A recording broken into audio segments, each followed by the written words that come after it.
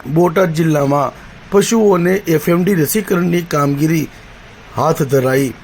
અલગ અલગ ટીમ દ્વારા કામગીરી પશુપાલકોના ઘરે જઈ નિઃશુલ્ક કરવામાં આવી રહી છે। પશુપાલકોની સાથોસાથ સરકાર પણ પશુઓને રોગોથી બચાવવા માટે સતત પ્રયત્નશીલ રહે છે। ખરવા મોવાસા એફએમડી એક વાયરલ રોગ છે જેમાં પશુઓને તાવ આવે છે અને મોં અને પગ પર ફોલ્લીઓ થાય છે જે પાછળથી ચાંદામાં ફેરવાય છે। આનાથી પશુઓને ખાવા પીવા અને ચાલવામાં તકલીફ પડે છે, મોઢામાંથી સતત લાળ પડે છે અને દૂધ ઉત્પાદન ઘટે છે। ક્યારેક બાળ પશુઓ મૃત્યુ પણ પામે છે।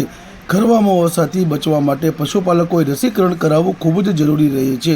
સામાન્ય રીતે શિયાળામાં અને ઉનાળામાં પશુઓના ખરવા મોવાસાને રોગ જોવા મળે છે। આ રોગ પશુઓના સ્વાસ્થ્ય પર ગંભીર અસર પહોંચાડે છે જેથી દૂધ ઉત્પાદન ઘટી જાય છે। રસીકરણ દ્વારા પશુઓને ખરવા મોવાસા રોગથી બચાવી શકાય છે, જેના માટે સરકાર દ્વારા રસીકરણ કેમ્પેઈન હાથ ધરવામાં આવ્યું છે। રસીકરણ દ્વારા પશુઓને ખરવા મોવાસા રોગથી બચાવી શકાય છે, જેના માટે સરકાર દ્વારા રસીકરણ અભિયાન હાથ ધરવામાં આવી રહ્યું છે।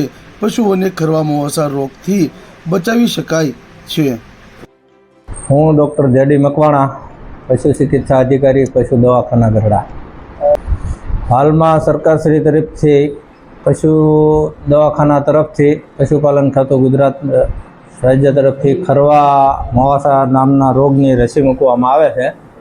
ખરવા મોવાસા રોગ એક એવો છે કે પશુને ખરીમાં અને મોઢામાં ચાંદા પડે છે, જેના કારણે પશુ સતત 10-15 દિવસ સુધી ખાવાનું ઓછું થઈ જાય છે અથવા તો બંધ થઈ જાય છે। અને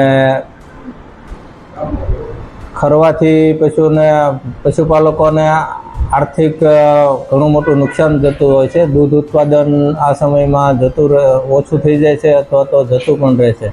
અમુક પશુઓને વધારે પડતું જો ગાભણ પશુ હોય તો ગાભણ પશુમાં એબોર્શન પણ થઈ જવાના ચાન્સ રહે છે।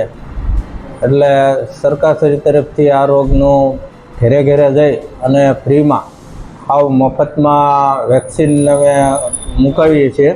અત્યારે અમારી ટીમ દ્વારા લગભગ ગઢડાના 30-35 ગામ કવર થઈ ગયેલા છે। બાકીના 76 ગામ છે તે પશુપાલકોને અમારો અનુરોધ છે કે દરેકે ગામમાં દરેક પશુપાલકો વેક્સિનેશનનો લાભ લે સરકાર તરફથી અને દરેક એના પશુઓને વેક્સિનેશન કરાવે, જેથી કરીને આપણે પશુ ખરવા રોગ છે એફએમડી એને રોગને અટકાવી શકાય। પશુઓને ખરવા મોવાસા રોગથી બચાવવા માટે રસીકરણ ખૂબ જ જરૂરી છે।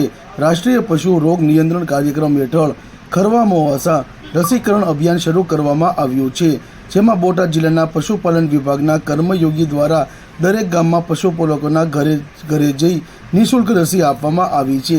જે અન્વયની માહિતી બોટાદના ગરડાના સરકારી પશુ દવાખાનાના પશુ ચિકિત્સક ડૉક્ટર જેડી મકવાણા દ્વારા આપવામાં આવી છે અને રસીકરણની કામગીરી પ્રારંભ કરવામાં આવ્યો છે।